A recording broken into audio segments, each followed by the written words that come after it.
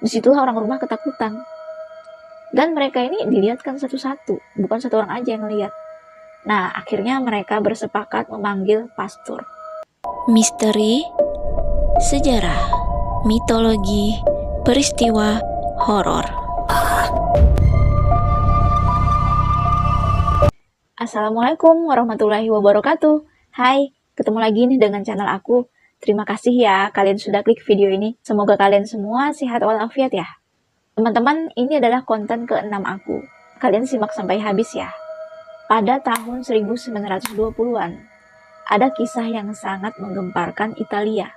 Kisah ini baru pertama kali muncul tentang sebuah boneka yang paling horor, yang paling ditakuti masyarakat di Italia. Boneka itu adalah boneka pupa. Boneka pupa terbuat dari kain kempa yang berbahan lembut dan sangat halus. Bentuk boneka ini pun seperti boneka pada umumnya. Bahkan boneka ini terlihat lucu.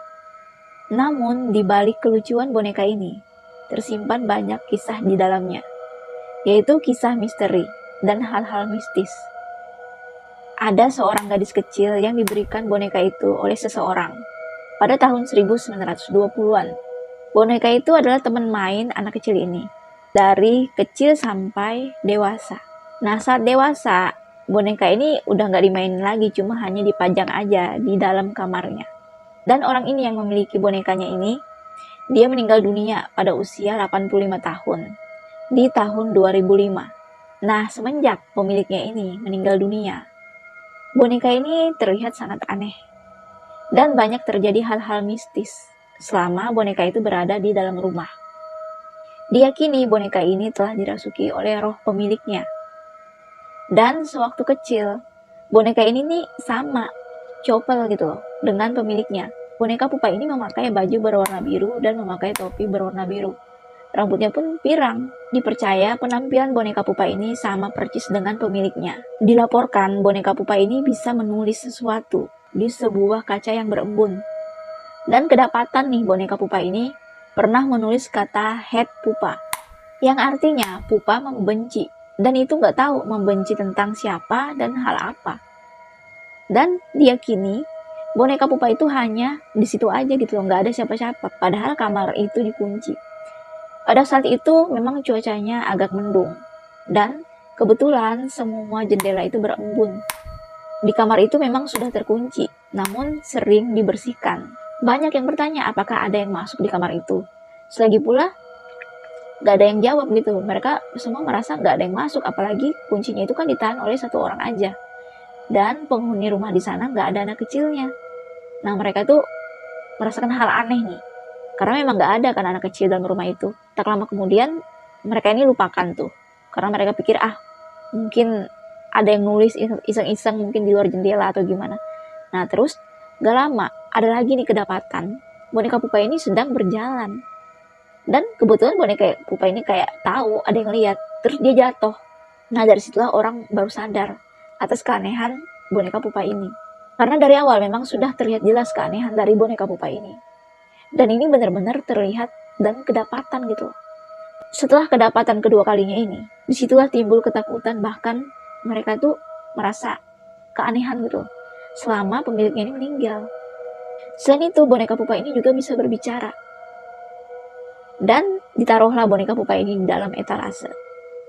Nah, ternyata teman-teman, boneka pupa ini juga bisa memperhatikan orang yang telah lalu lalang di depannya. Dan orang ini menyadari, kok kepalanya kayak bergerak gitu. Nah, tak lama kemudian di ruangan itu yang ada boneka pupanya dipasangkan CCTV. Akhirnya, mereka ini coba nih, pura-pura gak lihat, terus mereka spontan lihat ke boneka pupa. Dan kemudian mereka kedapatan lagi boneka pupa sedang tersenyum dengan ekspresi yang sangat senang. Kemudian ekspresinya itu tiba-tiba seperti model kesal gitu. Disitulah orang rumah ketakutan. Dan mereka ini dilihatkan satu-satu, bukan satu orang aja yang lihat. Nah, akhirnya mereka bersepakat memanggil pastor. Setelah pastor datang, dan akhirnya diusirlah roh-roh yang ada di dalam boneka pupa. Tapi kata pastor ini, yang merasuki boneka pupa ini bukan roh dari yang meninggal, tapi roh dari iblis yang sangat jahat. Iblis ini memang mengincar jiwa manusia. dan ingin mengambil seseorang agar bisa menemaninya gitu di dunianya. Akhirnya diusirlah pengusiran setan atau pengusiran iblis oleh pastor. Tak lama kemudian boneka pupa ini pun langsung diamankan di tempat yang aman. Setelah boneka pupa ini diamankan dan sudah ditangani dengan baik oleh seorang pastor, akhirnya rumah itu nggak ada lagi seperti keanehan gitu. Nah, setelah boneka ini diamankan, diyakini boneka ini berpindah tangan gitu. Tak lama kemudian boneka pupa ini berada di tangan anak kecil yang berusia 5 tahun. Diyakini boneka pupa ini telah diambil secara diam-diam oleh seseorang dan diberikan kepada anak kecil setelah dimiliki oleh seorang anak kecil. Boneka pupa ini bisa langsung muncul secara mendadak di samping bahkan di depan anak kecil itu. Seakan-akan boneka pupa ini hidup gitu loh dan ingin mengajak bermain. Anak kecil itu selalu mengadu ke orang tuanya. Katanya, "Mah, boneka itu selalu mengajak aku bermain. Boleh, Mah. Dia selalu mengajak aku bermain pada malam hari. Katanya kalau siang hari itu dia tidur," katanya seperti itu.